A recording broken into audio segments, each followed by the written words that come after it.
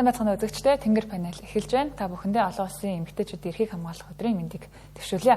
За бид бүхэн өнөөдөр олон улсын эмэгтэйчүүдийн эрхийг хамгаалах өдрийг тохиолдуулан Монголд эмэгтэйчүүдийн эрх хэрхэн хангагдаж байна, бодит байдал ямар байна вэ гэдэг сэдвээр хэлэлцүүлэг өрнүүлэхээр студид хүний эрхийн үндэсний комиссийн гишүүн Мөнхцөл, за хүчирхийллийн эсрэг үндэсний төвийн хамгаалах байрны хөтөлбөрийн менежер Ундрах, за миний зүүн гар талд гендерт суурилсан хүчирхийллийн урьдчилан сэргийлж тасан зогсооход чиглэсэн компанид ажлын зохицуулагч Инх Жаргал нар хүрэлцэн ирдэг байна. За тэгэхээр юун түрүүнд бид бүхэн эмэгтэйчүүдийнхээ эрхийг хамгаалъя гэдээ ярьдаг. Тэгвэл ер нь эмэгтэйчүүдийн эрх гэдэг маань юу юм бэ гэдэг талаар яриагаа эхлэе гэж бодож байна. За юуны өмнө телевиз үзэгч эмэгтэйчүүд охтуудаа олон улсын эмэгтэйчүүдийн эрхийг хамгаалах өдрийн мэндийг хүргэе. Тэгэхээр эмэгтэйчүүдийн эрх гэдэг маань одоо эмэгтэйчүүдэд бол яасан хүн өрчгөн эрхээс бусад асуудал бол мэдээж эмэгтэйчүүдийн эрх гэж бол тусгаалan олгоогүй. Ерөөсөө эрэгтэй эмэгтэй хүмүүстэй нийгмийн одоо амьдралд тэгш оролцож нийгмийн баялагаас дэгш хүртэх өөрөөр хэлбэл одоо нийгмийн харилцааны одоо улс төр шийдвэр гаргах түвшин байна тий хөдөлмөрийн харилцаа байна за боловсрол соёл гэд энэ бүх салбаруудад эрэгтэй эмэгтэй хүмүүсийн одоо үүрэг оройл нь тэгш байснараа аливаа одоо ялгарлан гадуурхалтаас ангид байх хэргийн асуудал бол яригдчих байгаа. Тэгэхээр бол мэдээж нөгөө гэр байлаа гэхэд те бид нар нөгөө гэрийн одоо хос багна буюу одоо эрэгтэй эмэгтэй хоёр хүнээр ингээд төсөөлөд аваад үзэхдээ нэг одоо юу нэгэ дутуу те багна нь дутуу тэрний нэг багны оролцоо байхгүй нэг багны дуу хоолой байхгүй бол тухайн тэр орон гэр те доктортой хөгжигдэх юм уу ийм нэг нөхцөл байдлаа байхгүй учраас бол энэ дээр бол аль эмэгтэйчүүдийн дэгш боломж дэгш одоо оролцооны асуудал бол чухлаар тавигддаг байгаа. Таны байрсаа. Тэгэхээр яг гоо эмэгтэйчүүдийн эрх гэхээр тусгаалan олгогдсон зүйл биш те хүн төрөлтөө л өөрийн эрх гэдэг зүйлээ агуулад турчсан байдаг. Тэгэхээр эрэгтэй эмэгтэй гэж ялгахдахгүйгээр бүх хүмүүст эрх гэдэг зүйл төрөлтөө агуулад турсан тэр зүйл бүх хүмүүс адилхан тэгш эрхээ эдлэх ёстой. Эмэгтэйчүүдийн эрх гэж ярихаар эмэгтэйчүүд одоо өөрсөндөө эрх нэмж авах гэдэг юм шиг буруу ойлголтууд байгаад байдаг. Нэмж авах гэдэг ойлголтол биш ээ. Бид нар зөрчигдөд байгаа эрхээ адилхан тэнцвэржүүлэх, адилхан эрх эдлэх тэр боломжийг бий болгохын тулд бид нар өөрсдийн дуу хоолойгоо хүргэж байгаа ийм ойлголтоор бол бид нар энэ 3 сарын 8-ыг те эмэгтэйчүүд эрхийг хамгаалах өдрөөр тэмдэглээд ирсэн. Энэ дээр бол бид нар баярлах гэхээсээ илүү бидний эрх хэрхэн зөрчигдөж байна. Энэ зөрчигдөд байгаа эрхийг бид нар бусдаа яаж адилхан тэнцүү байдлаар эдлэх боломжтой вэ гэдэг талаасаа илүү ярих нь зүг байх гэж асуудаг. Нэг жаргал таны байрсаа. Тэгэхээр нөө 3 сарын 8-ыг бол маш олон байр сууриас 2 байр сууриас л энэ бол баярын өдөр юм аа эсвэл эрхийн өдөр юм аа гэсэн одоо хүмүүсийн дунд ингээд хилцүүлэгч юм шиг яриач юм шиг өрнөдөг. Тэгээд нөө яагаад энэ одоо олон улсын эмэгтэйчүүдийн өдрийг ингээд тусгайлан тэмдэглэж байгаа вэ гэдэг нь өөрөө хүүсээсээ хамаарад эмэгтэй болж төрснөөсөө хамаарад бид нар тодорхой эрх мэдэл эрхийн байдал ингээд зөрчигдөж байгаа бол энэ дээр хамтран дуу хоолойгоо үргэж байгаа эдгээр зүйлүүд рүү анхаарах хэрэгтэй байна гэж олон нийтийн анхаарлыг хандуулж байгаа бас нэг юм томоохон үйл ажиллагаа болж яг одоо энэ олон улсын эмэгтэйчүүдийн өдрийг тэмдэглэн өнгөрүүлдэг. Тэгээд одоо нэгдсэн үндэсний байгууллагаас олон улсын эмэгтэйчүүдийн өдөр гэж тусгайлан тэмдэглээд нийт одоо өдгөө яг 70 жилийн нүрийг үзэж байгаа юм байлээ. Тэгээд энэ жил бол яг 70 жилийн ой тохиож байгаа. Тэгээд энэ хүрээндээ тодорхой зөрчигдөд байгаа эрх байвал бидний дуу хоолой чухал шүү, оролцоо чухал шүү гэдгийг л онцолж байгаагаар айгүй чухал. Тэгэхээр одоо маш олон одоо эмэгтэйчүүдийн эрх ер нь яг манай Монгол улсад хангагдж байгаа юу, хамгийн их зөрчигдөж байгаа асуудлууд юу байгаа вэ? Эмэгтэйчүүдийн эрхийг бол олон улсын гэрээ конвенц болон Монгол улсын үндсэн хууль те гендерийн эрх тэгш байдлыг хангах тухай хууль гэдэг олон одоо бас хуулиар бол эрхийг нь баталгаажуулсан байгаа. За ерөнхийдөө Монгол улс бол эдгээр эрхцэн орчны хувьд бол хангалттай ингээ эрхтэй эмэгтэй хүмүүсийн эрхийн асуудлыг үл тэнцвэртэй байх за тэгш оролцоод иш боломжийг нь бол баталгаажуулсан. Гэсэн хэдий ч яг энэ хэрэгжилтийн түвшин дээр бол одоо энэ эмэгтэйчүүдийн эрх бол сул байдаг. За ерөнхийдөө Дэлхийн эдийн засгийн форумоос бол жил болгон энэ гендерийн эрхтгч байдлын асуудал, эмэгтэйчүүдийн эрхийн асуудал ямар байна гэдэг дээр бол улс орнуудыг бол байр эзлүүлдэг байгаа. За Монгол улс бол 148 орноос бол 25 оны байдлаар бол 20 байраар одоо урагшилсан ийм бас барьтай мэдээ байгаа. За энэ маань урагшилж байгаагийн гол одоо бас түлхэц басан үзүүлэлт нь бол энэ парламент дахь эмэгтэйчүүдийн оролцоо маань одоо дэвшсэн байгаа. Өөрөөр хэлбэл парламент дахь эмэгтэйчүүд маань одоо оролцоо маань 26% байгаа нь бол одоо Зүүн Азийн болон одоо бүс нутагтаа бол бид нар 5 дахь байранд бол явж байгаа. Ийм одоо үзэлтүүд байгаа. Гэвч одоо бид нарт бол эмэгтэйчүүдийн эрхийн асуудал тий шийдвэр гаргах төвшөндөө ялангуяа одоо бүхий л одоо тий улс төрийн оролцооны төвшөнд бол парламентаас бусад одоо судлууд дээр эмэгтэйчүүдийн оролцоо бол төдийлөн хангалтгүй байна. Нөгөө талаар бол хөдөлмөр эрхлэлтийн асуудал гэдээ аваад үзэхдээ эрэгтэй эмэгтэй хүмүүсийн хөдөлмөр эрхлэлд оролцож байгаа тэр оролцоог аваад үзтвэл 16% бол одоо эмэгтэйчүүд бага байна ч гэдэг юм аа. Мөн одоо эмэгтэйчүүдийн одоо гендер суурилсан хүчирхийллийн одоо гол хохирогчвол охид эмэгтэйчүүд тий 70-80% нь бол энэ гендер суурилсан хүчирхийллийн одоо эмэгтэй охтууд маань одоо хохирогч болж байгаа. Энэ гендер суурилсан хүчирхийлэл буюу гэр бүлийн хүчирхийлэлтэй ажлын байрны дарамт, бэлгийн дарамт энэ хүн удирдах гэмт хэрэгүүд бол бас төдийлөн одоо буурахгүй байгаа ийм статистик мэдээллүүд бол байгаа. Тэгээ яг одоо энэ гендерт суурилсан хүчирхийлэл гэдэг бол маш том асуудал. Зөвхөн ард гэрийн гэр бүлийн асуудал биш, нийгмийн асуудал болоод байгаа шүү дээ. Тэгэхээр яг таны одоо их салбарт нь ажиллаж байгаа хүний хувьд ер нь яг бодит нөхцөл байдал ямар байна вэ?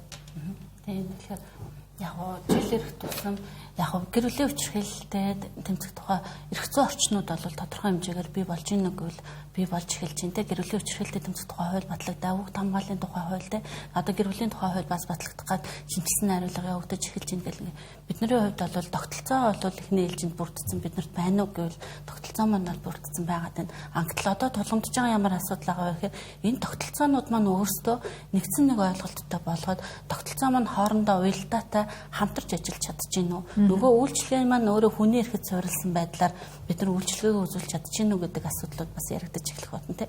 За олон яг гэр бүлийн хүчирхийллийн охирогч руу чиглэсэн олон үйлчлэгээнүүд байна. Боловсролын салбарт ч байна, эрүүл мэндийн салбарт байна тий. За гэр бүлүүд рүү чиглэсэн үйлчлэгээнүүд ч байгаад байна. Энэ нь өөрөө яг хүндээ ээлтэй хүний эрхэд суурилсан үйлчлэгээ байж чадчихэв үү? Тэр үйлчлэгээний чанар гэдэг асуудал бас яригдана тий. Тэр үйлчлэгээ маань өөрөө яг чанартай асуудлыг бүрэн төгс шийдвэрлэж чадчихэв үү гэдэг асуудлууд бас ялцчгүй тулгамдсан хэвээр байгаад байна. Тэгэд сая Зулаан гишүүний бас хэлснээр те ялцчгүй жил ирэх тусам гэр бүлийн хүчирхийллийн тоо статистик бол өсдөг те хамгийн аюулгүй байх ёстой газар үүрэ хаана нэгж үүрэ хаана вэ гэхээр гэр бүл гэдэг. Хүн гэр бүлдээ аюулгүй тайван тэндээс хайр инэрлийг мэдэрч явах ёстой газар маань өөрөө хамгийн аюултай газар болоод төвчж чинь те. За 3 эмэгтэй дутмын нэг нь гэр бүлийн хүчирхийлэлд өртдөг. 10 эмэгтэй дутмын нэг нь 15 нас хүрэхээс өмнө бэлгийн хүртдэг гэдэг ингээд статистик тооноос харах юм бол энэ өөрөө жил ирэх тусам нэмэгдэж байгаа гэсэн үг байна. Тэгэхээр бид нар лөө нөгөө хууль дүрм журам маань байгаад байна. Энийг хооронд нь яаж нэгтгэж уялдаа холбоотой хүндээ ээлтэй үйлчлэл үзүүлэх вэ гэдэг дээр одоо хүртэл тулгамдсан асуудлууд байна уу гэвэл үнэхээр тулгамдсан асуудлууд бол олсон хэвээр л байгаад байна гэж бол харж байна. Тэгээ таны өгсөн судалгаан дээр бас яг энэ гэр бүлийн хүчирхийллийн талаар дурдсан байсан. Дээрээс нь одоо эмэгтэйчүүд эрэгтэйчүүдийн эдэлдэг эрхээс 64%-ийг л дөнгөж эдэлж байна гэсэн бас дүн гарсан байсан шүү дээ. Тэгэхээр ер нь судалгааны үр дүнгээс та бас танилцуулбал. Тийм. Судалгаа ярихаас өмнө бас нэг нийгмийн хандлагын ойлголт нь аягүй чухал байгаа юм. Гендер суурилсан хүчирхийлэл нь өөрөө юм хандлага, хэвшмэл, гендерийн хэвшмэл ойлголттой өөрөө яг салшгүй холбоотой. Нөгөө талаар бас одоо эн чинь эрх мэдлийн гэмт хэрэг гэсэн байдлаар томьёологддог. Тэгэд гендерийн хэвшмэл ойлголт нь өөрөө энэ эрх мэдлийн тэнцвэргүй байдлыг бас үүсгээд байгаа. Тэгэд ялангуяа гэр бүл доторх ингээд дүр төрх, үүрэг хариуцлагыг харах юм бол чи эрэгтэй юм чинь одоо гендер гэдэг ойлголт чинь эрэгтэй эмэгтэй хоёр хүн хоёулаа ингээд орж байгаа гэдэг утгаараа чи эрэгтэй эм чинь одоо эдийн засгийн ачаал нь чам дээр илүү байх хэвээр эмэгтэй эм чинь асархуйн ачаал нь чам дээр байх хэвээр гэд хин хинийхээ ингээд эрхэнд ойлголцолгүй хүндэтгэлгүй хандаад байх юм бол энэ өөрөө ингээд нөгөө нийгмийн статистик нөхцөл байдлыг улам ингээд хүндрүүлчихэж байгаа дүр зураг харагдаж байна л да. Тэгэхээр топ одоо хуулийн хүрээнд ер нь дэлхийн нийтээрээ эмэгтэйчүүд хуулийн үйлчлэгээ авах боломж нь эрэгтэйчүүдээс 64%-аар дутуу байна гэсэн энэ тоо баримт нь болохоор яг энэ хүчирхийллийг энэ талаар хандлага нь энэ байдаг үйлдэл юм уу, байж болохгүй үйлдэл юм уу гэж одоо хүмүүсийн үзэж байгаа. Тэгээд хариу арга хэмжээ авж байгаа тэр байдалтай бол айгүй холбоотой байгаа юм. Тэгээд ер нь бол 4 эмэгтэй тутмын нэг нь нөхөр нь ингээд нэг юм гар хүрэх зодох одоо асуудал бол байх л зүйл юм гэсэн байдлаар ингээд өнгөрөөгд байгаа нь анхдагчтай үйлчлэгийг авахгүй хамгийн анхлаад одоо ихнэр нөхөр болоод гэр бүлийн харилцаа ингээд болоо гэхэд за нэг алгацлаа за яах вэ гэж өнгөрөөгд хоёр алгацлаа за яах вэ гэж өнгөрөөгд байх тусам гэр бүлийн хүчирхийлэл даймжирдаг энэ нөхцөл байдлыг үүсгэж байгаа байхгүй. Тэгэхээр анхдагч энэ үйлдэлүүд дээр цаашаа ингээд хандах, хуульд эрх зүйн үйлчлэгээ авах, шийдвэрлэх энэ одоо байдлыг сайжруулахад одоо охид эмэгтэйчүүд маань хүчирхийлэл бол байж болшгүй үйлдэл юм а гэдэг одоо ойлголтоор хандах нь аягүй чухал болоод байгаа юм. Яг үнэ. Одоо ингээд хууль эрх зүйн орчныхаа хүрээнд эмэгтэйчүүдийнхээ эрхийг, хүчирхийллийн эрхийг хамгаалах боломж нь бүрдсэн байгаа мөртлөө яг бодит байдал дээр эмэгтэйчүүд маань бүрэн одоо хамгаалуулж чадахгүй байна. Одоо энэ хүчирхийлэл, гендер суурилсан хүчирхийлэл маань байсан хэвээр байна. Энэ тал дээр бас яг ер нь яагаад бодит нөхцөл байдал дээр эмэгтэйчүүд маань ингээд өөрсдийнхөө эрхийг гүйцэд хамгаалуулж чадахгүй байгаа вэ? Тэр хүмүүс өөрсдөө ингээд илэрхийлж чадахгүй байна уу? Хаана хандхаа мэдэхгүй байна уу? Тэгэхээр зүгээр энэ гендер суурилсан хүчирхийллийн нэг хэлбэр болох ажлын байрны бэлгийн дарамтын асуудлыг хэдүүлээ ярил л да тийм. Хүний эрхийн үндэсний комиссоос 2022 онд төрийн захиргааны байгууллагын албан хаагч 3,000 эмэгтэй хамруулсан энэ ажлын байрны бэлгийн дарамтын ойлголт мэдлэг хандлага нь ямар байна гэж судалгаа явуулж үзсэн байгаа. За тэр судалгаанд оролцогч эмэгтэйчүүдийн 4 эмэгтэй тутмын нэг нь бол ажлын байрны бэлгийн дарамтын нэг ямар нэгэн хэлбэртүүл өртсөн хэрнээ арга хүрэхгүй хүн нь хууль хяналтын болон холбогдох байгууллагад хандсан байгаа хгүй. Тэгээ яагаад энэ эмэгтэйчүүд ийм хүчирхийлэлд өртсөн хэрнээ одоо холбогдох байгууллагад хандахгүй байгаа юм бэ гэдээ аваад үзэхээр маш олон одоо шалтгаан нөлөөлж байгаа хүчин зүйлүүд байна. За юуны өмнө бол энэ ажлын байрны бэлгийн дарамтын талаарх жишээлбэл ойлголт мэдлэг бол хангалтгүй байна. Юуг одоо энэ бэлгийн хүчирхийлэл гэдгийг те юуг одоо бэлгийн дарамт гэдгийг ч гэдэг юм уу те жишээлбэл одоо тэр судалгаанд оролцогч эмэгтэйчүүдийн 70 гаруй хувь нь бол ажлын байрны бэлгийн дарамтын нэг хэлбэр болох ажлын байран дээр одоо онигоо хошигнол хэн одоо тухайн одоо эмэгтэй гэдэг юм эвгүй байдал хүргэсэн бол энэ бол зүгээр л нэг манай ажил дээр энэ асуудал чи байдаг л зүйл те байх хэвээр нэг хэвийн үзэгдэл мэт тийг ойлгосон ийм бас хандлагатай байна. За нөгөө талаар бол хууль эрх зүйн орчин тий хаана хандхаа бас төдийлөн мэдгүй байна. За судалгаанд оролцогч 6 эмэгтэй тутмын нэг нь бол энэ хаана хандхаа мэдгүй энэ ойлголт хуулийн одоо талаарх ойлголт мэдлэг нь хангалтгүй байна. За нөгөө талаар яг энийг ингээд мэдээлээд ингээд яаж байгаа тохиолдолд бол хохирогчийг буруутгах хандлага байгаа тий яг энэ ажлын байрны бэлгийн дарамтын асуудлыг тухайн нөгөө байгууллагын орчинд бас шийдвэрлэж болно тий. За хүний эрхийн үндэсний комисс бусад байгууллагуудад хандна гэдэг хөдөлмөрийн тухай хууль дээр байгаа шүү дээ тий. Тэгэхээр яг тэр байгууллагын түвшинд ялангуяа шийдвэрлэж байгаа энэ кейс мэдээллийг ингээ аваад үзэхэд бол одоо хохирогчийг буруутгадаг тий. Одоо яагаад чи өөрөө одоо юу гэдэг юм сэтгэнсэн байна ч гэдэг юм уу чи өөрөө одоо тий үтсэн байна өөрөө чи одоо тийм цогсгүй хунар өмссөн байна ч гэдэг юм уу тий ийм байдлаар нөгөө хохирогчийг буруутгадаг. Нөгөө талаар бол хохирогчийг юу нууцлалыг одоо төдийлөн хангадаггүй. Энэ асуудал чи өөрөө аюу эмзэг ер нь гендер суурилсан хүчирхийлэл чинь өөрөө ингээд хүний нөгөө нууц хувийн мэдээлэлтэй холбоотой тий ер нь ингээд тавтагдах тусмаа дамжирч идэг. Дамжирх тусмаа илүү бас энэ хүчирхийллийн онцлогийн 70 хэлбэрт орж идэг. Тэгэхээр энэ олон одоо хүчин зүйл шалтгааны улмаас бол төдийлөн хохирогч маань энэ асуудлыг бол гаргаад тавьдаг юм байна гэж бол судалгааны дунгаас бол харагддаг байна. Тэр яг одоо хүчирхийллийн эсрэг үндэсний төвд бол хандж байгаа хүмүүс маань одоо маш цөөхөн хувь нь болж таарч штэ. Тэр яг эдгээр хүмүүс маань хамгийн хэрдэг одоо гомдол мэдээлэл нь юу байдаг вэ? Энэ талаар бас та хэлж өгөөч. Яг манай хүчирхийлэл эсрэг үндэсний төв маань болохоор гэр бүлийн болон бэлгийн хүчирхийлэл охирч эмэгтэйчүүдэд үйлчлэл үзүүлдэг. За төр хамгаалах байртай хамгаалах байранда 7-оос 90 хоногийн хугацаанд байрлуулан гэр бүлийн хүчирхийлэлд тэмцэх тухайд хууль заасан 7 төрлийн үйлчлэгийг цогцоор нь үзүүлж ажилладаг юм байгууллага байгаа тийм. За дийлэнхтэн манай дээр гэр бүлийн хүчирхийлэл охирч болсон эмэгтэйчүүд за нийт хамгаалах байраар үйлчлүүлж байгаа хүүхдүүдийн бараг 70% нь тийм бага насны хүүхдүүд хамгаалах байраар үйлчлүүлдэг юм тохиолдол байгаа. Тэгэхээр энэ дээр ямар асуудал төрөх вэ гэхээр бэлгийн хүчирхийллийн асуудлууд хүүхдүүд голцоо бэлгийн хүчирхийлэл тэр дундаа ураг төрлийн хүчирхийлэлтэй годомж талбай юм уу танихгүй хүний зүгээс хүчирхийлэл өртөөд ирэхээсээ илүүтэйгээр ураг төрлийн хүчирхийллүүд төлхөө их үлдэгдэж ирдэг. За эмэгтэйчүүдийн хувьд бол бие махбодын болон сэтгэл санааны гэдэг янз бүрийн эдийн засгийн гэдэг ингээ янз бүрийн хүчирхийллийн асуудлаар бол төлхөөтэй ингээд ханддаг. За ингээд бид нар хууль заасан үйлчлэгийг бол 7 төрлийн үйлчлэгийг цогцоор нь үзүүлж ажилладаг. Үйлчлэлийн дээрээ суурилсан одоо суурлаад бодлогын нөлөөллийн ажлуудыг бол хийж ирдэг байна. За хүүхдүүд донд хамгийн их тулгамддаг асуудал юу байдаг вэ гэхээр сүүлийн жилүүдэд одоо хамгаалах байранд ирж байгаа хүүхдүүдийн маань дийлэнхтэй одоо эцэг эх хоёр нүүл хайхрах хүчирхийлэлүүд төлөвлөх байгаа тань тий. За аав ээж хоёр нь хоёулаа архины хамааралтай. Одоо дахиад нэг хэдэн жилийн өмнө нэг 10 жилийн өмнө ч юм ингээд авч үзэл та. Тэгвэл хүүхдүүд төлхөө ээжтэйгээ ирдэг байлаа шүү дээ. Хүчирхийлэл төртцөнгээ хамт ирдэг. Одоо бол хүүхдүүд дангараа ирэх тохиолдол нь их байна. Ээжтэйгээ ихээс.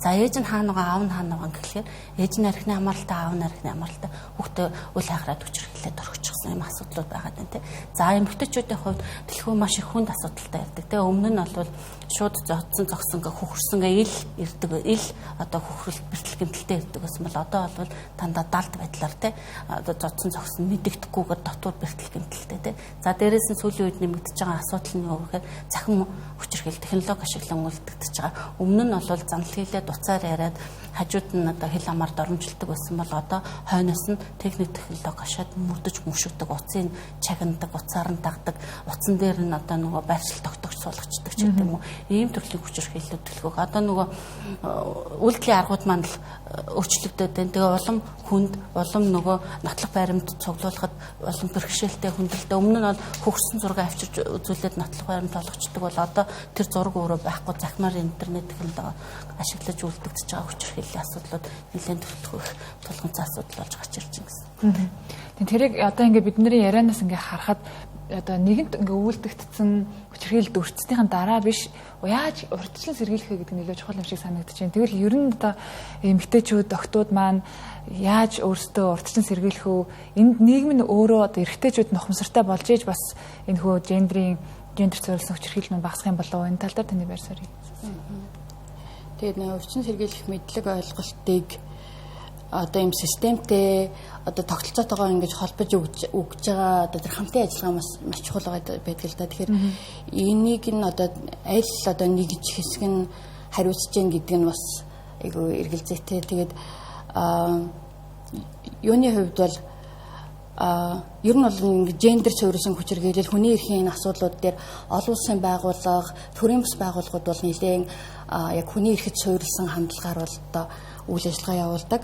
Тэгээд үүний нэг нь болохоор ILO буюу олон улсын хөгжлийн эрх зүйн байгууллагаас гендер суурилсан хүчирхийллийг өрсөн сэргийлэх тасан зохицох чиглэлийн төсөл одоо хэрэгжиж байгаа. Тэгээд хамгийн үйл ажиллагаа нь энэ хамгийн гол үйл ажиллагаа нь энэ тогтолцоог бэхжүүлэхэд нь хамтын ажиллагааг бэхжүүлэх одоо ингээд хүчирхийллээс өрсөн сэргийлэл нь талан зогсоно гэдэг одоо нэг машин байлаа гэж төсөөлөхөд тэр одоо ингээд араа шүдэн ингээд хамт зэрэгцээд явах араа шүдэн ингээд би бирүүгээ ингээд нөхөд ажиллах тэр боломжийг ингээд нэг юм нэг сүнстэй байгууллагаас юм уу ингээд олон улсын байгууллагуудаас ингээд дэмжлэг өрнжээж энэ илүү ингээд илүү сайн өрнөх гээд байгаа байдал бол харагдаж байна л да. Тэгэхээр энэ одоо хэрвээ төсөл хөтөлбөр дууссан ч гэсэндээ энэ байдал ингээд өөрийнхөө ямар нэгэн олон улсын байгууллагын дэмжлэггүйгээр цаашаа явах нь бол хамгийн том зорилго байгаа юм. Тэгээд урьдчилан сэргийлэх мэдлэг мэдээллийг бол шат болгондоо ялангуяа одоо ингээд ерөнхий боловсролын насандаа тохирсон мэдээллийг л авах нь айгүй чухал байгаад байгаа юм л да. Хүүхэд байлаа гэж утгад энэ ээж аав маань надтай энэ байдлаар хандаж болно. Энэ байдлаар хандвал эн чинь өөрөө энэ зохисгүй юм биш үү? Би 108 учруугаа хэлэх ёстой юм байна. Насанд хүрлээ, жаахан өсвөр насны боллоо. Хин нэгэн одоо миний ингээд би өсвөр насны охин байлаа гэж утгад миний гуйн дээр гараа тавих ч юм уу ингээд ийлэх таалах надтай ингээд юм таагүй үгээр ярьж ивэл эн чинь өөрөө намайг хүсээгүй байхад ийм харилцаа өрнүүлж яах гэдэг чинь өөрөө хүчирхийллийн нэг хэлбэр шүү дээ гэдгийг ингээд таниад таслан зогсоох тэр мэдлэг ойлголт нь өөрөө айгүй чухал байгаа байхгүй. Тэгэхээр энэ ойлголтыг бол ингээд төрийн бас байгууллагууд, олон улсын байгууллагууд ингээд өөрөөсөө суугаар одоо нэлээ хүргэдэг. Гэхдээ энийг болохоор энэ асуудал дээр хамтын ажиллагаа бэхжүүлэх шаардлагатай байна гэдэг нь болохоор баг хүн бүр өөрийнхөө нөөц боломжоор энэ ойлголтыг ингээд түгээж байх нь хамгийн үр дүнтэй арга хэмжээ болчиход байгаа юм л да. Багш байлаа гэхэд хүүхдүүдэд ямар мэдээлэл өгөх юм? Инфлюенсер, сошиал инфлюенсер би айгүй олон дагагчтай хүн байлаа гэхэд би одоо 3 контент 7 хоногт нийлүүлдэг байлаа гэхэд нэгд нь одоо ямар мэдээлэл өгж яхав гэх мэт ингээд нийгмийн хариуцлагын хүрээнд нийгэм дээр яг ямар нөхцөл байдал болоод байна, би өөрөө ямар дуу хоолойтой байх уу, ямар оролцоотой байх уу гэдэг одоо хүн бүрийн одоо ингээд өөр хариуцлага болчиход байгаа байхгүй. Тэгэхээр энэ жилийн нөгөө нэгдсэн үндэсний байгууллагын урьяанч гэсэндээ эрэх шударгаас бодит үйл ажиллагаа гэдэг урьяатай болж байгаа. Тэгэхээр энэ одоо нүүбээс гарч байгаа урья гэхээсээ илүү яг иргэн хүн болгон өөрийнхөө үүрэг дээр тэгвэл миний одоо гендер суурилсан хүчирхийлээс өртөн сэргийлэх тасан зогсооход чиглэсэн бодит үйл ажиллагаа юу байх вэ гэж бодоосой, хараасай, бас ингээд хийгээсэй л гэж бодож байна. Үрчлэн сэргийлэхтэр хэлэхэд бол энэ гендер суурилсан хүчирхийллийн одоо мэдээж нөгөө нөлөөлж байгаа тэр суур шалтгаан тий энэ рүү чиглэсэн бас нөгөө үрчлэн сэргийлэх бодлого арга хэмжээ бас Монгол улсад өнөөдөр бас төдийлөн хангалтгүй байгаа мó гэж бол хардаг. Өөрөөр хэлбэл энэ гендер суурилсан хүчирхийллийн одоос үүсгэж байгаа юу бол одоо олон нийтийн тэр ойлголт, твшмэл ойлголт те энэ буруу одоо хохирчийг буруутгадаг хандлага ч гэдэг юм уу те энэ твшмэл ойлголтыг бас одоо устгахад чиглэсэн ийм арга хэмжээ бол тутмаг байгаа. Ягаад гэвэл юу гэдгийг урчин сэргийлэх чиглэлээр бол яг ингээд салангад ингээд байгууллагуудад маань ажиллаад байна л да. Ингээд яг нэгдсэн ийм цогц тий эн чинь ерөөсөө цогц үйл ажиллагаа шүү дээ тий. Тэгэхээр цогц ийм урчин сэргийлэх арга хэмжээ Монгол улсад бас тутмаг байна. Тэгэхээр сая ерөнхий сайдын дэргэдүүл энэ хүчирхийлэлтэд тэмцэх ийм үндэсний хороо байгуулагдсан та. Энэ үндэсний хорооноос бол энэ цогц одоо ийм төлөвлөгөө бас боловсруулаад ажиллаж байгаа. Тэний барьсан. За энэ хүчирхийлэлээс урьдчилан сэргийлэхэд тэгэхээр бид нар яг хандлагын өөрчлөлтөөс эхлэх хэрэгтэй те. За гэрүүлийн хүчирхийлэл, за гендер суурилсан хүчирхийлэл бол хүний эрхийн том зорчил юм а гэдгийг бид нар бүх нийтээрээ ойлгож хүлээмжшүүлэх хэрэгтэй. За хохирогчийг буруутгах хэрэглээсээ илүү тэрэг дэмжсэн хандлагыг бид нар төлөвшүүлэх хэрэгтэй. Тэгэхээр гендер суурилсан эрх хүчирхийллийг таслан зогсоолоход хүний эрх гэж юу юм? Хүний эрхэд суурилсан хандлага юу юм бэ? Гендерийн тэнцвэртэй байдал гэж юу юм бэ гэдэг олон нийтийн хандлагыг бид нар нэг номерт өөрчлөх хандлага өөрчлөх хэрэгтэй. Нэгдсэн нэг хандлагатай байх хэрэгтэй те. За хоёрдугаарт нь иргэдийн оролцоог нэмэгдүүлэх хэрэгтэй. За ганцхан хууль тогтоомж байгаад энэ гендер суурилсан хүчирхийллийг таслан зогсоох бууруулахгүй юм а. Энийг таслан зогсоох бууруулах урьдчилан сэргийлэхэд иргэн бүрийн оролцоо чухал юм а. Тэгэд хэн нэгэн хүн айлд хурш айлд хүчирхийлэл болж ивэл хэн нэгэн хүүхэд хүчирхийлэл дуртжүүл эмэгтэй хүчирхийлэл дуртжүүл иргэн болгон тэрийг мэдээлэх үүрэгтэй. Хүчирхийллийг таслан зогсооход дуугарахад өөрсдийн дуу хоолойгоо хүргэдэг байх ёстой. Энэ дээр бол иргэн бүрийн оролцоо өөрөө маш чухал юм а гэдгийг бол хэлмээр байна. За тэр тусмаа иргэн дотроо эмэгтэй хүн болгон бие бинийгээ дэмждэг байх ёстой. Тэр хандлага маш өөрөө чухал юм а тий. Жишээ нь асархан эдийн засаг дээр асархан эдийн засаг эрхэлдэг эмэгтэйчүүдийн асуудлыг хэн ойлгох юм? Эмэгтэйчүүд л ойлгоно тий.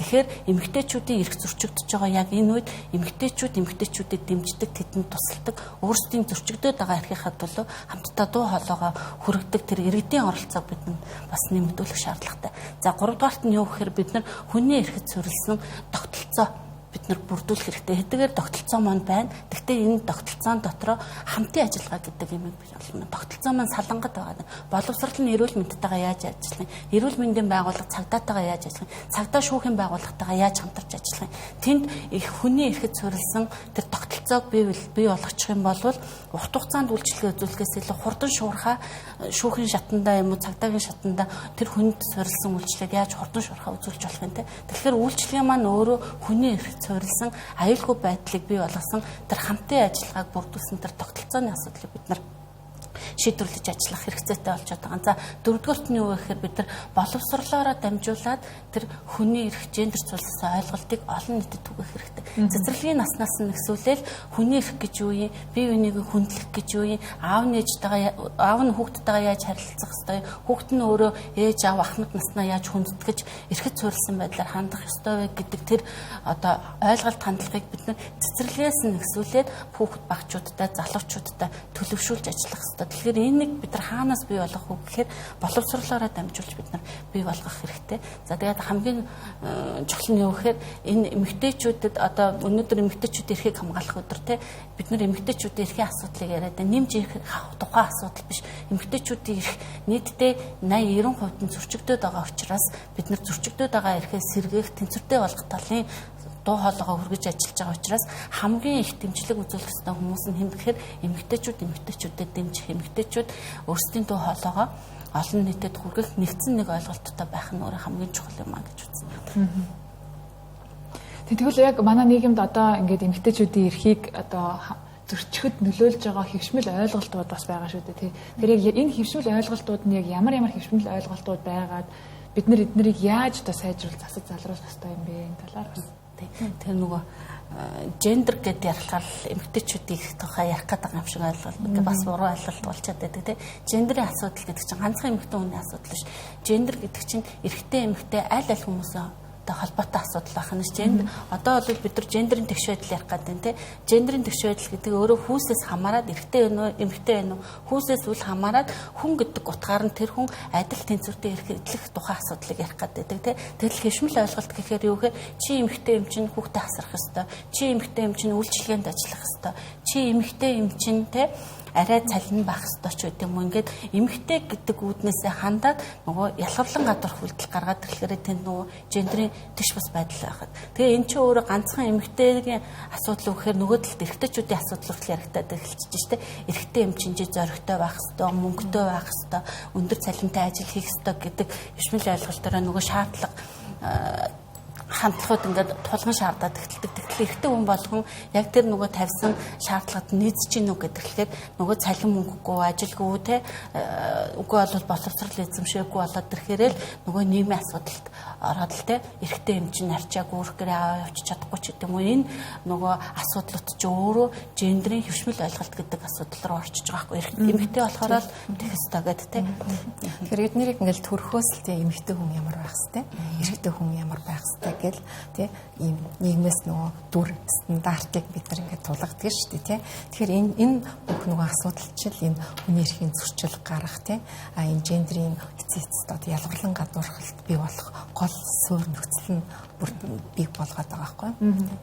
Тэгээд ялангуяа нэг одоо манай Монгол улсад бол сошиал медиа, фэйсбүүкийн хэрэглээ бол айгүй их л дээ. Тэгээд энэ дээрээ болохоор за сошиал шүүлтүүд гэр бүлийн хүчирхийллийн кейсийн хин нэгэн эмэгтэй маш зориг гаргаад хуваалцтай гэж бодоход тэрэн дээр одоо олон нийтийн хандлага ялангуяа дандаа буруутгсан энэ олон жилийн турш чи тэгээд ягаад хүчирхийлэлд байгаад ийсэ салчихгүй яасан ингээд тэгээд энэ өөрөө гендерийн хэвшмэл ойлголттой яаж холбогдоод байна гэхээр эмэгтэй охин байхаас нь эхлэл чи наанаал байжээ эмэгтэй юм чи наанаа байжээ гэрээ ажил их хийн ингээд одоо нэг асархуй эдийн засаг дээр илүү их анхаарал хандуулсан хэрнээ яг нөгөө ингээд сална гэдэг чинь өөрөө болохоор нийгэм эдийн засгийн маш том юм боломжтой чадвартай шууд ингээд гараад амьдрах байхтай тий санаа зовлтгүй ингээд үр хөвгтөө ингээд амьдруулчих ингээд боломжтой байж салах нөхцөл үүснэ. Тэгэхээр ингээд нөгөө охин байхаас нь эхлээд тэр нөгөө энэ гендерийн тэгш байдлыг өгөөгүй хэрнээ шууд одоо гэр бүл болсныхан дараа ингээд юм нөгөө гэр бүлийг бүтнээр нь авч явах тэр одоо чадвах бол одоо эмэгтэйчүүдэд бүрэн хангалттай байдаггүй. Тэгэд эндээс үүдлээд одоо салахгүйдах эсвэл одоо аврагчийг буруутгах тэр хандлага бол аягүй их байгаад байгаа. Гэр бүлийн ингээл хүрээнд энэ асархуй эдийн засаг гэж ярьж байгаа шүү дээ тий. Гэр бүлийн хүрээнд эмэгтэйчүүдийн асархуй ажлыг эрэгтэйчүүдээс 2 дахин илүү бид нар үзүүлдэг шүү дээ тий. Тэгэхээр энэ нөгөө нэг эмэгтэй хүмүүс гэр үр хүүхдээ асрах хэвээр харин одоо юу байх хэвээр гэрийн ажил хийх хэвээр гэсэн энэ нөгөө ойлголт чинь өөрөө энэ нөгөө асархуй энэ одоо ачааллыг бий болгоод тэгээд эмэгтэйчүүд маань нөгөө хөдөлмөрийн харилцаанд орч чаддгүй тий.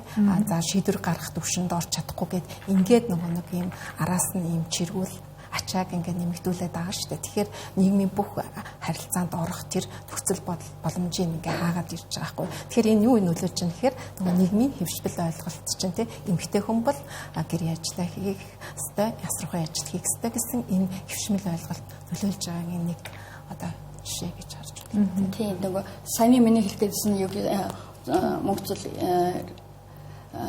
биш юм байна л илүү сайн хэллээ. Тэгэхээр нөгөө давхар ачааллыг эмгтээчүүд ингээд нуруунд дээрээ үүрээд байна тий. Нийгэм эдийн засгийн ачааллыг үүрхээс гадна эргээд бас гэр бүлийн ачааллыг давхар ингээд үүрч явж байгаа маань ингээд эдийн засгийн хувьд нийгмийн хувьд юм одоо бүрэн чадвартай нөхцөл байдалд бол очихгүй байна, аваачихгүй байна л гэсэн одоо дүр зураг харагдаж байна. Тэгэхээр хүний эрхийн комиссаас одоо ингээд жил болгон ямар нэгэн одоо санал бодлогын одоо зөвлөмжүүдийг улсын их хурлд өргөн төвшүүлдэг шүү дээ. Тэгэхээр яг ингээд өргөн төвшүүлдэг. За тэгээд тэр бодлого нь хэрэгжсэн байна уу гэдэг дээр бас дүгнэлт хийж гаргадаг. Ер нь ингээд сүүлийн үед чиг хандлага ямар байна? Ер нь бид нар улсын их хурлдаа үнэхээр тэгээд өгж байгаа зөвлөмжүүдийг хэрэгжүүлж чадж гин үү? Өнөөдрийн бидний ярьж байгаа сэдвтэй холбоотой гэхэд бол одоо сүүлийн жилүүд бол инженер сурсан хүчирхийллийн маань бас арга хэлбэр нь бол улам нарийсаад түрүүнд хэллээ технологи ашиглаа тий энэ цахим орчинд бол үлдэгдэж байгаа. Тэгэхээр энэ асуудал ямар байна вэ? Өнөөгийн нөхцөл байдал нь ямар байна вэ? Цаашид одоо юуг авч хэрэгжүүлэх ёстой вэ гэдэг асуудал. Нөгөө талаар Хүний эрхийн үндэсний комиссаас нэг илтгэлтэй бол энэ бэлгийн хүчирхийллийн одоо хэргийг хэн шийдвэрлэж байгаа ажиллагаанд бас мониторинг хийгээд за улсын их хурлд бол танилцуулж одоо улсын их хурлаар бол хилцүүлсэн байгаа. За үүний үр дүнд бол улсын их хурлын одоо 77 дугаар тогтоол бол гарсан байгаа. Тэгэхээр мэдээж Хүний эрхийн үндэсний комиссийн одоо энэ зөвлөмжийн хүрээнд гарсан энэ тогтоолыг бол хэрэгжүүлэх нь бол засгийн газрын бол үүрэг мэдээж нэг засгийн газар бол улсын их хурлд бол энийг тайлгнах ёстой. Гэвч одоо сая энэ 24 оны одоо жишээн дээр харахад энэ гендер суурьсан хүчирхийлэл буюу технологи ашиглан үйлдвэрч гендер суурьсан хүчирхийллийн одоо хүрээнд гарсан одоо тогтоолын хэрэгжилтийг ингээ аваад үзэхэд бол бас төдийлөн хангалтгүй байгаа. Тэгэхээр таны хэвшмэл ойлголт руугаа эргээд ороход одоо ингээ нэгэнт ингээ тогтсон хэвшмэл ойлголт байгаад байна. Бид нар энийг одоо хэрхэн зөвөр залруулах хэрэгтэй юм бэ? Энэ тал дээр ер нь яг ямар ажлууд хийх ёстой гэж та бүхэн бодож байгаа вэ? Тийм. Түрүү хэлсэнтэй хамгийн хаанаас эхлэх ёстой гэвэл бид нар боловсролын тогтолцооноос эхлэх ёстой. Хүүхдүүдийг энэ хүний эрх, гендер цорилсан гендерийн эрх тэгш байдал, гендер гэдэг ойлголтуудыг бид нар цэцэрлэгээс нэгсүүлээд цэцэрлэгийнхаа хүүхдтэй найзтайгаа яаж харьцах ёстой юм те. За гэр бүл дотор орохоор гэр бүлийн доторх эрүүл тэгш харилцаа гэж юу байх ёстой юм. Аав нь хүүхдтэйгээ, хүүхд нь эцэгтэйгээ яаж харилцах ёстой юм те. Тэр бүх ойлголтуудыг бид нар боловсрлоороо дамжуулаад цэцэрлэгийн наснаас нэгсүүлэл хүүхдүүдэд залуучуудтай чиглэсэн ойлголт мэдээллүүдийг өгч ажиллах хэрэгтэй. За гэр бүлүүдэд ч гэсэн бид нар хүчирхийллийг их ярьдаг. Тэгвэл гэр бүлийн эерэг харилцаа гэж юу юм бэ? Эхнэр нөхөр хооронд одоо хэрвэл ямар нэгэн маргаантай асуудал гарч байгаа бол тэдрийг заавал хүчирхийллийн аргаар биш, эерэг аргаар бид нар яаж шийдвэрлэх боломжтой юм бэ гэдэг тэр ойлголт мэдээллүүдийг одоо бүх шатны байгууллага, ялангуяа боловсролын байгууллагаараа дамжуулж иргэдийн ойлголт мэдлэгийг нэмэгдүүлж ажиллах хэрэгтэй. Энд бол эргэн бүрийн оролцоо чухал. Ганцхан одоо Хүний эрхийн комисс ч юм уу те хууль зүйн яам гол төрийн бус байгууллага гэхээсээ илүү эргэн таны ч гэсэн үүрэг оролцоо энд маш их байгаа шүү л гэж хэлмээр байна. Тэгэхээр бид нар бүр дор бүрнэ те.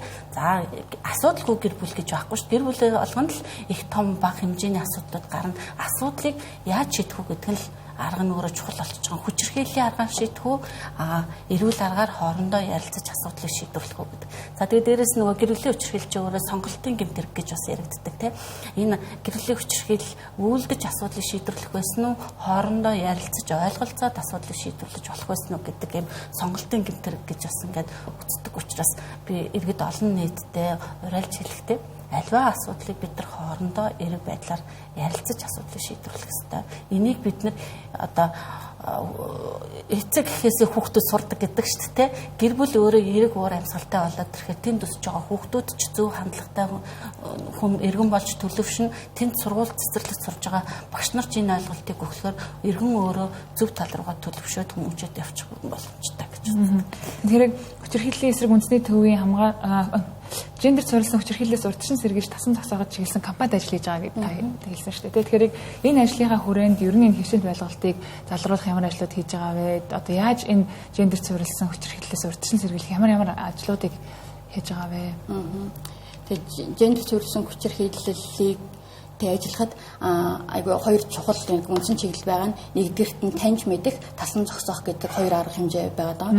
Эхний одоо таньж мэдхийн хүрээнд болохоор за хүмүүс надтай ялангуяа одоо нөхөр мэн надтай ингээд за ялангуяа одоо ингээд гэрлэхсдийн бэлгийн хүчин намайг хүсээгүй байхад бэлгийн харьцаанд орохыг шаардаад байвал миний хаа яваа байгааг байнга шалгаад байвал одоо надад ингээд тодорхой хэмжээний мөнгө өгчөө тэрнийхэн зарцуултыг байнга шалгаад байвал гэх мэт одоо ингээд ийм хүчирхийллийн шинжүүд байна да. Эдрийг ингээд таньж мэдээд энэ чинь өөрөө миний хүчирхийллийн одоо хүчирхийллийн шинж юм байна штэ гэдэг таньж мэдээд таслан зогсооход чиглэсэн одоо бүх үйл ажиллагаа бүх одоо харилцааг ингээд цагдаад мэддэгдээд байх бол ямар ч боломжгүй штэ тий.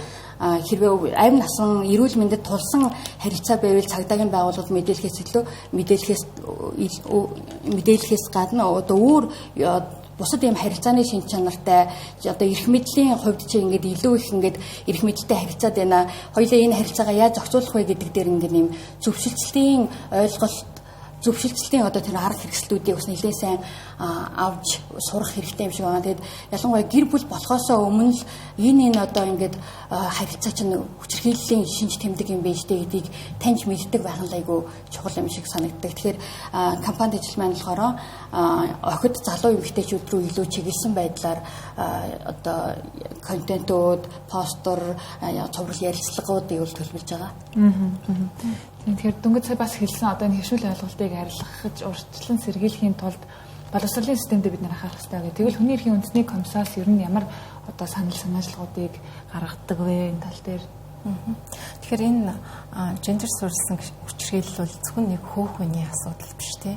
Энэ бол нийгмийн асуудал. Хүний эрхийн ноцтой зөрчил байгаа шүү дээ тийм. Тэгэхээр энэ альва хүчирхийллийн цаана одоо бид нар дуугүй өнгөрөх биш тийм. Бүх хүний одоо оролцоод чухал гэж түрүүнд хэлсэн тийм. Тэгэхээр хүний эрхийн үндэсний комиссийн зүгээс бол хүний эрхийг хөхүүлэн дэмжих чиглэлийнхээ хүрээнд бас бид нар бол энэ сургалт мэдээллийг бас тогтмол хөрвүүлж байна. Гэхдээ мэдээч нөгөө хүний эрхийг энэ чиглэлээр одоо мэдлэг ойлголт өгнөл төрийн өөрөг ч гэсэн бид нар бас өөрсдийн бас хувь нэмрээ оруулаад ингэ явж байгаа. Тэгээ ялангуяа бид нарын гол анхаарч байгаа асуудал нь бол энэ төрлийн хэрэгээс урьдчилан сэргийлэх хүрээнд болон одоо энэ төрлийн хэргийг одоо хянан шийдвэрлэж байгаа ажиллагаанд одоо ямархуу нэг хүний эрхийн зөрчлүүд гарч байгаа тийм тэрийг одоо арилгах хууль хяналтын байгууллагын ялангуяа цагдаагийн байгууллагын албан хаагчдын одоо хүний эрхийн талаар мэдлэг ойлголтыг нэмэгдүүлэх иймэрхүү одоо бас арга хэмжээнүүдийг бол тогтмол авч хэрэгжүүлж ирсэн. Тэгэхээр цаашид бол нөгөө бодлогын түвшинд бол бид нар илүү одоо энэ гендер суурилсан хүчирхийллийн гол одоо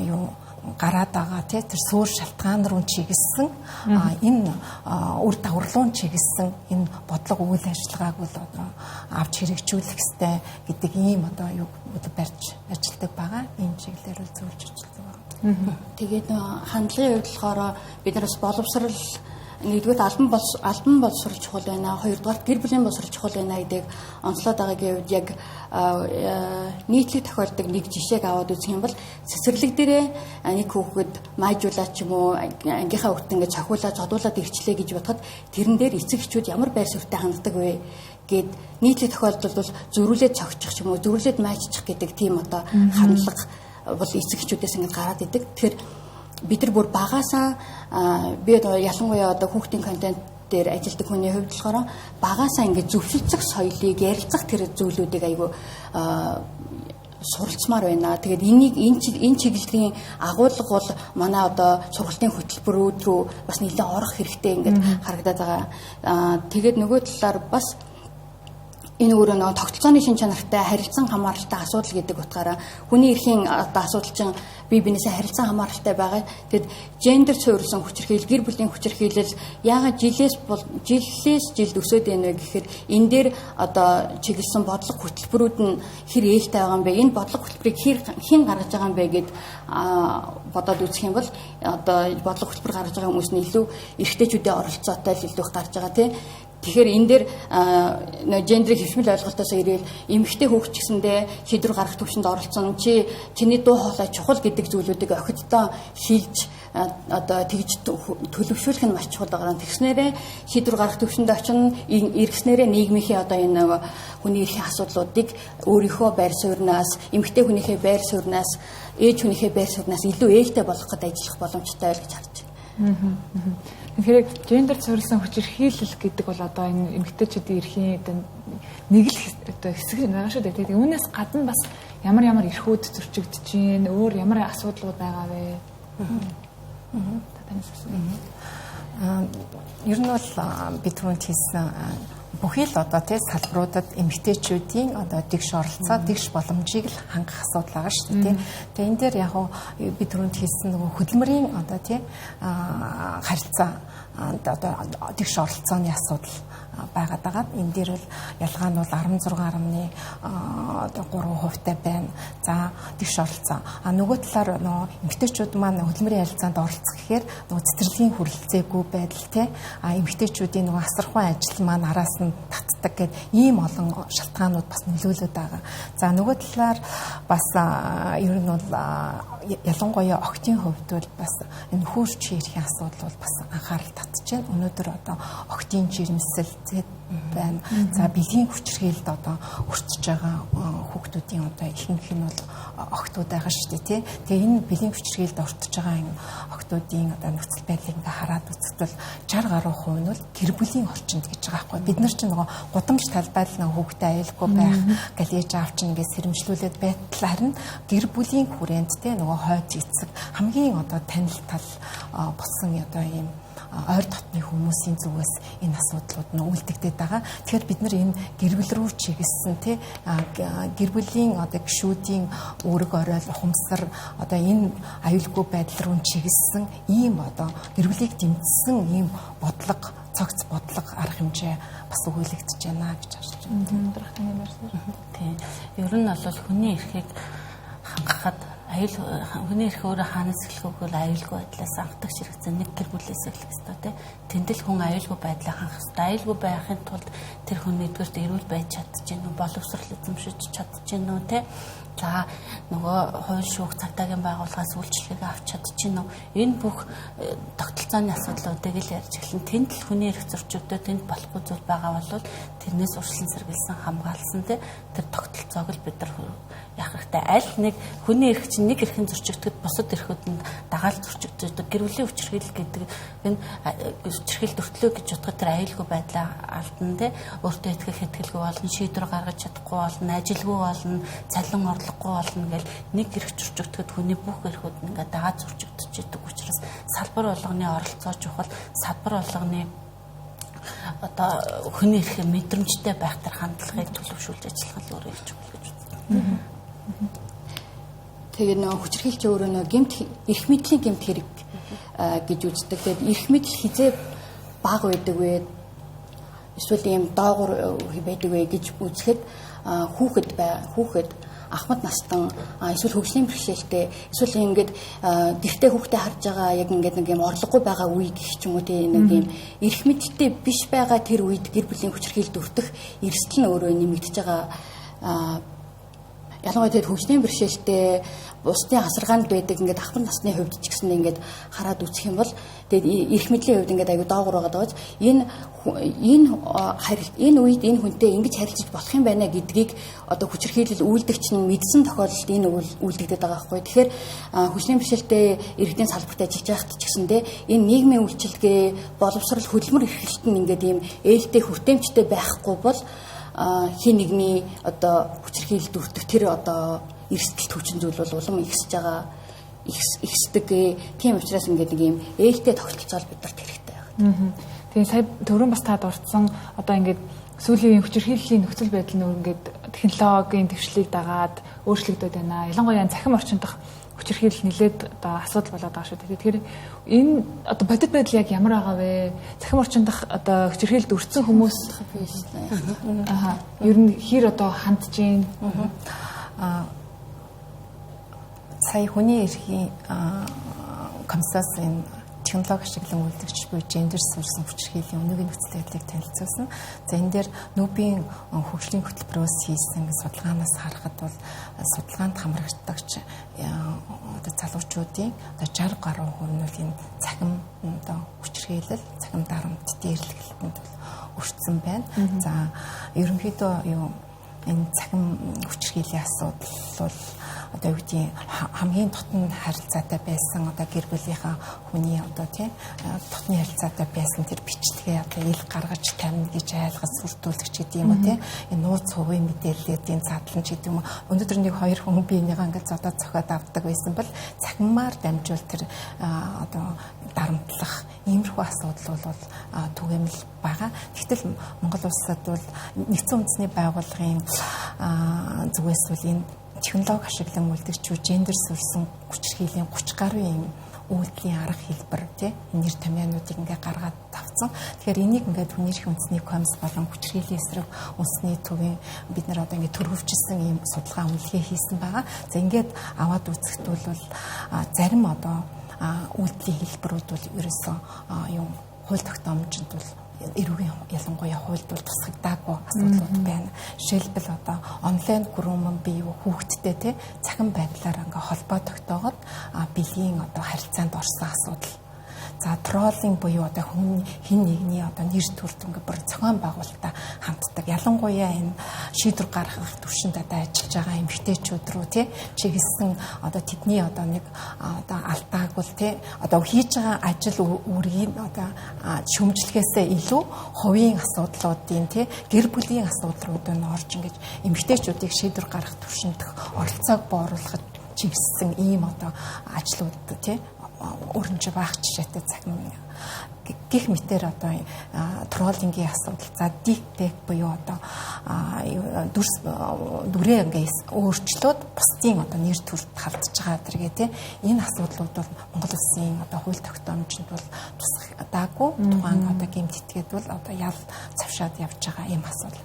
За нөгөө талаар хүний эрхийн үндэсний комиссийн бас нэг тавьсан асуудал бол эрхцэн орчны өөрчлөлт хүрээнд бол энэ гэр бүлийн хүчирхийлэл тийм за занал хийлэгч гэдэг юм уу ялгуурлан гадуурхах гэмт хэрэгүүд гэж зарим энэ тодорхой төрлийн гэмт хэрэгүүд маань цахим орчинд үлдэгдснээрээ илүү нөгөө нэг хоруу чанартай байгаа байхгүй. Жишээлбэл занал хийх гэмт хэргийн хүрээнд ингээ аваад үзэхэд бол занал хийх гэмт хэргийг зэвсэг хэрэглэг үйлдсэн бол өндрүүлэх бүрэлдэхүүнтэй авч үздэг.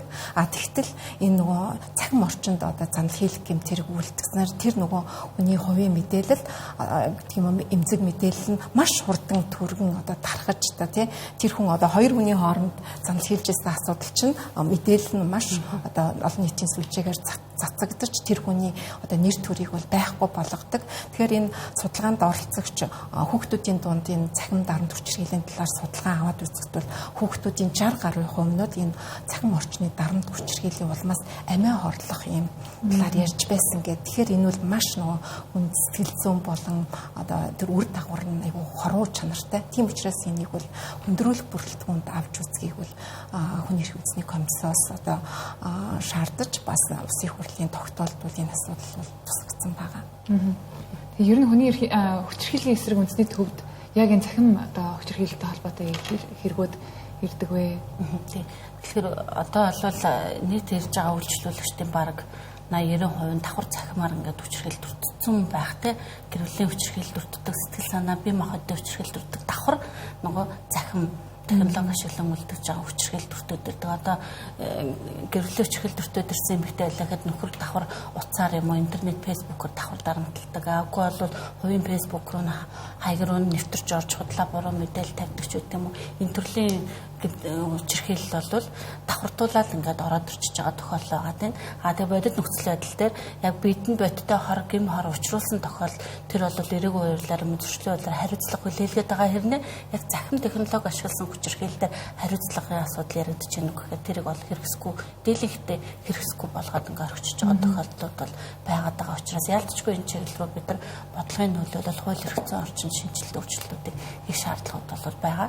За ялангуяа өсвөр насны хүүхдүүдэд бол бас яг энэ захим хүчирхийллийн асуудал. Захим хүчирхийллийн бас нэг давуу тал нь юу гэхээр дэлхийн хаанаас ч өнцөг булангаас хаанаас ч хүчирхийлэх боломжтой тий. За нэг хүчирхийлэгч олон хүнийг зэрэг хүчирхийлэх боломжтой гэдэг ингээ айгүй олон сүргүүр дагаврууд ингээ байдаг учраас ялцчгүй чиглэл рүү бид нар бодлого дүрм журмаа одоо чиглүүлж ажиллах хэрэгтэй. За захим хүчирхийллийн технологи ашиглан үлдэж байгаа хүчирхийлэл хэзээ хамгийн одоо яригдаж эхлэх болсон бэ гэхээр одоо бид нар нөгөө ковид мэддгээр бол ковид үед тийм ковид үед бид нар бүх юм захим руу шилжиж гисэн боловсрал хүртэл тийм захим руу шилжсэн онлайнаар бараг 10 жилийн хүүхэд болгон өөрөө хувийн фэйсбүүк хаягтай болж иж онлайнаар хичээлд орж исэн. Ингээд нөгөө бид нар юугаар те бодлогогүйгээр шууд хамаг юм ингээд захин болгоод хүүхдүүдэд фэйсбүүк хаягтай болгоод гэсэн тэрний үр дүн өнөөдөр одоо захин хүчирхийлэл технологи ашиглан үлдэж хүчирхийллийн тоо эрс нэмэгдэж орж ирж штэ те 6 настай хүүхд хүртэл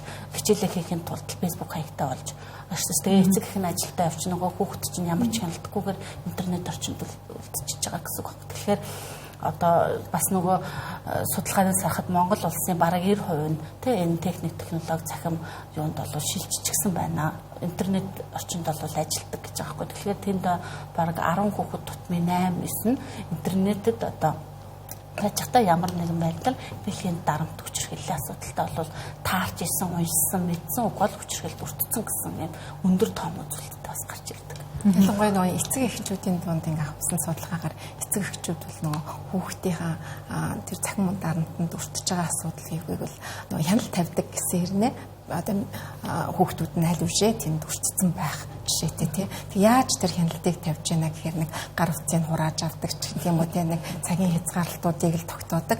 Тэгтэл одоо нөгөө технологи маань бас хөгжөөд янз бүрийн ингээл аппликейшнуудын талаар тий хяналт тавих энэ юунуудын талаар мэдлэг ойлголт бол байхгүй байх жишээтэй. Тэгэхээр энэ нөгөө эцэг эхийн ер нь бас өөрөг оролцоог нэмэгдүүлэх тий бүх юмыг бас төр ингэж авч хэрэгжүүлэхгүй шүү дээ тий. Тэгэхээр энэ эцэг эхчүүдийн хариуцлагыг дээшлүүлэх асуудал бол айгүй чухал. Энэ дээрээс тийм миний би ч яг хүүхдийн ном хүүхдийн контентээр ажилладаг хүний хувьд болохоор 2021 онд яг энэ ковидын дараах энэ хүүхдүүдийн цахим дээрлэхэл хүчирхийлэл айгүй ихсэж байна гэдэг утгаараа олон улсын хөгжлийн байгууллагаас одоо энэ дижитал мастер гэдэг бүтээлч дэвтрийг бид нар боловсруулж ажиллаж байсан. Тэгээд энэ дээр болохоор энэ одоо бүтээлч дэвтрийг боловсруулахаар ажиллаж байхдаа яг судалгаа хийхэд эцэг эхчүүд энэ хүүхдүүдэд гар утас яг анхлаад авч өгөхдөө ийм айгүй том ийм гэрээ хилцээрийн шатны баг ийм ойлголт мэдээллийн ийм яриа хиймээр санагцсан. Гар утсыг эсвэл ингээд сошиал хаягийг нээж өгөх хөтөө ерөөсө зүгээр л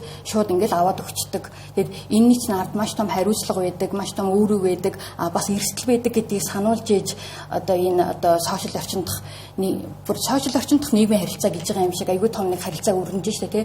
Энд яаж бие ухаал зөв авч явах вэ? Яаж эрсдэлд өртөхгүй байх вэ гэдэг мэдлэг ойлголт бол айгүй чухал. Тэгээд ер нь бол эцэг эхчүүдийн сошиал хэрэглээ хүүхдүүдээс айгүй мэдлэг ойлголт нь айгүй багтай. Тэгээд энэ одоо үед яг ямар байх вэ гэдэг одоо мэдлэг ойлголт маш чухал. Тэгээд нөгөө талаар бас энэ боловсролын одоо энэ гэрийн даалгавраа ингээд фэйсбүүк группээр өгдөг, групп чатаар өгдөг тэр байдал нь болохоор бас энэ гар утас ухаалаг утастай болох эсвэл энэ сошиал хаягтай болох одоо энэ нөхцөлийг бас үүсгэж байгаа хгүй. Тэгэхээр энэ дээрээ боловсролын байгууллага эцэг эхчүүд яг ингээд юм яг нэгдсэн одоо дуу хоолойтой нэгдсэн арга хэмжээтэй байх шаардлагатай юм шиг санагдаж байна. Тэгэхээр бид бүхний одоо ярьж байгаа сэдв бол маш хурцлан бол одоо асуудал болоод байгаа сэдв учраас нэг цагийн хугацаанд ярилцахад бол хангалттай байна. Ингээд харамслаа бидний цаг дуусч байна. Гэхдээ та бүгдээс товчхон одоо гендерийн эрхтгш байдал мөн дээрээс нь эмэгтэйчүүдийн эрхийг хамгаалах товчхон уриалгыг хэлээсэй гэж хүсэж байна. За тэгэхээр гендер цугласан хүчирхийлэл бол хүний эрхийн маш том зөрчил. Тэгээ энийг ганцхан хууль дүрм журмаар бол таслан зогсоох, урьдчилан сэргийлэх бол боломжгүй юм аа. Энийг таслан зогсоох, урьдчилан сэргийлэхэд иргэн бүрийн, хүн бүрийн оролцоо чухал юм аа. Тэгэхээр та хүчирхийлэл болж байгааг мэдсэн бол иргэнийхээ одоо үүргийн хүрээнд мэдээлээрээ тэ за мэдж байгаа хэн нэгэн хүнд тусламжийг бол үзүүлээрээ за тэгээ энийг таслан зогсооход иргэн болгоны үүрэг чухал юм шүү гэж бол хэлмээр байна. Баярлалаа. Тэгэхээр энэ дээр хэлэх хүн бүрийн оролцоо гэж байна. Ялангуяа нөгөө сэтгүүлчдийн оролцоог би чухлаар ингэж тавьмаар байна. Яагаар хэлбэл сүүлийн жилүүд бол энэ хүчирхийллийн асуудлаар ингээд бас нөгөө мэдээлэлүүд тийм ингээд гардаг шүү дээ тийм. Тэгэхээр энэ нөгөө нэг гарч байгаа ингээд мэдээлэл маань өөрөө бас нөгөө нийгмийг чочирдуулдаг тийм. Тэгэхээр тухайн тэр нөгөө үйл явдлыг л манай сэтгүүлчд маань илүү нөгөө гаргаж тавиад идэг. Тэр эмэгтэйд одоо яагаад энэ хүчирхийлэлд дуугүй байсан бэ ч гэдэг юм бол олон нийт ч гэсэн энийг бас эсэргүүцээд яагаад энэ хохирогч ингээ өдий болтол ингээд тэг хүчирхийлэлд өөрөө өртсөн юм бэ арчаагүй юм бэ гэдэг нэг хохирогчийг буруутгах энэ хандлага нэгдүгээрт байна. Нөгөө талаар нөгөө энэ мэдээллийг гаргаж тавихтаа тэр хохирогчд учирсаж байгаа тэр үр дагаврыг бид нар ерөөсө гаргаж тавьдггүй тийм. Энээс болоод энэ хүчирхийллийн улмаас тэр хүн ажилгүй болсон асуудал тийм сурж боловсрох эрх нь зөрчигдсөн ч гэдэм үү. Иймэрхүү нөгөө нэг үр дагаврыг бид нар ярьж аж тийм хүн болгон нөгөө эрхээ мэдэж хүн болгон эрхийнхаа төлөө тэмцэж эрхийнхаа төлөө дуу хоолойгоо нэгтгэж байж өнөөдөр гендер суурьсан хүчирхийлэл маань буурна гэж ойлгож байна.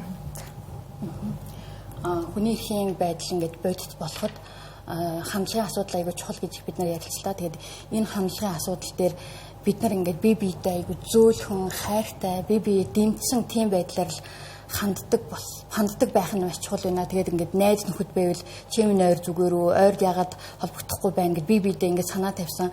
Альва хүчирхийлэл асуудал болоход нэгнийгээ буруутгахгүй хин нэг ингээд хүчирхийллийн асуудлаа ярьж байвал тийм үү манай нөхөр зүгээр л биш дээ гэдэг ч юм уу ингээд нэг юм хүн зөрг гаргаад ингээд нэг юм асуудал бэрхшээлээ ярьж яхад нь тэрийг ингээд буруутгахаасаа илүү эсвэл ичих айлгах тийм нөхцөл байдал байхаасаа илүү ингүүлж хийдэг юм шүү. Энэ газар нь тусалдаг юм шүү гэдэг мэдээлэл өгсөн, дэмжсэн ийм уур амьсгалтай байгаад бие биедээ юм хайртай зөөлөн хандъя л гэж хэлмээр байна. За цаг гарган ярилцлага өгсөн та бүхэнд баярлалаа. Өдөртөө бид бүхэн өнөөдөр эмэгтэйчүүдийн эрх ба бодит байдал сэдвийн хүрээнд хэлэлцүүлгийг өрнүүллээ. За миний баруун гар талаас хүний эрхийн үндэсний комиссийн гишүүн Мөнхцөл хүчирхийллийн эсрэг үндэсний төвийн хамгаалах байрны хөтөлбөрийн менежер Ундрах за харин зүүн гар талд гендерт суурилсан хүчирхийллээс урьдчилан сэргийлж тасан зогсоогод чиглэсэн компанит ажлын зохицуулагч Инх Жаргалнаар хүрэлцэн ирж хэлэлцүүлгийг өрнүүллээ.